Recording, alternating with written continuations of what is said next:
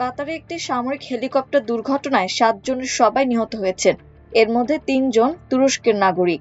তুরস্কের প্রতিরক্ষা মন্ত্রণালয় এ তথ্য নিশ্চিত করেছে। তুরস্কের প্রতিরক্ষা মন্ত্রণালয়ের তথ্য মতে নিহতদের মধ্যে একজন তুর্কি সেনা সদস্য আর 2 জন তুরস্কের প্রতিরক্ষা সরঞ্জাম নির্মাতা প্রতিষ্ঠান এসেলসানের নিরাপত্তা কর্মী। দুর্ঘটনায় নিহত বাকি 4 জন কাতার সশস্ত্র বাহিনীর সদস্য।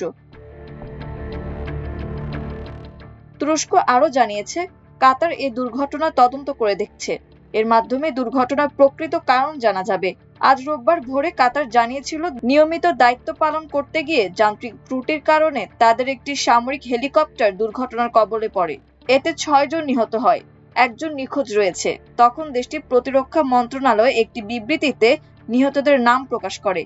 পরে কাতার নিহতের সংখ্যা 7 জন বলে জানায়। সামাজিক যোগাযোগ মাধ্যম এক্সে প্রকাশ করা একটি বিবৃতিতে দেশটির প্রতিরক্ষা মন্ত্রণালয় জানায়, 7 জন আরোহীর মধ্যে 6 জনের মরদেহ উদ্ধার করা সম্ভব হয়েছে।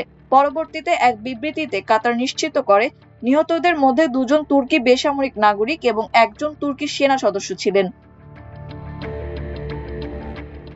এদিকে ইসরায়েলের মধ্যাঞ্চলে ইরান থেকে ক্ষেপণাস্ত্র হামলার সতর্কতা জারির পর আজ রোববার জেরুজালেমে বেশ কয়েকটি বিস্ফোরণের শব্দ শোনা গেছে। এএফপির সাংবাদিকেরা এ তথ্য জানিয়েছেন। ইসরায়েলি সামরিক বাহিনী ইরান থেকে ধেয়ে আসা ক্ষেপণাস্ত্রের বিষয়ে সতর্ক করার পরপরই এই বিস্ফোরণগুলো ঘটে। ইসরায়েলের জরুরি চিকিৎসা সেবা সংস্থা ম্যাগেন ডেভিড অ্যাডম বলেছে, এসব ঘটনায় তাৎক্ষণিকভাবে কোনো হতাহতের খবর পাওয়া যায়নি। এদিকে ইরাকের বাগদাদ আন্তর্জাতিক বিমানবন্দরের কাছে একটি সামরিক ঘাঁটিতে রোববার ড্রোন হামলা চালানো হয়েছে। ইরানের রাষ্ট্রীয় সংবাদ মাধ্যম ইরনার প্রতিবেদনে এ তথ্য জানানো হয়। প্রতিবেদনে বলা হয়, বাগদাদ আন্তর্জাতিক বিমানবন্দরের কাছে অবস্থিত ওই সামরিক ঘাঁটিটি আবারও ড্রোন হামলার লক্ষ্যবস্তু হয়েছে।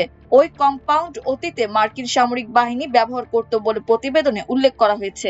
এছাড়া ইসরায়েলের উত্তরাঞ্চলীয় সীমান্তে লেবানন থেকে ছোড়া রকেট হামলায় রোববার একজন নিহত হয়েছেন। ইসরায়েলের জরুরি উদ্ধারকারী সংস্থার বরাতে এএফপি এক প্রতিবেদনে এ তথ্য জানিয়েছে। কয়েকটি গাড়িতে রকেটটি আঘাত হানে। পরে একটি গাড়ির আরোহীকে মৃত ঘোষণা করা হয়।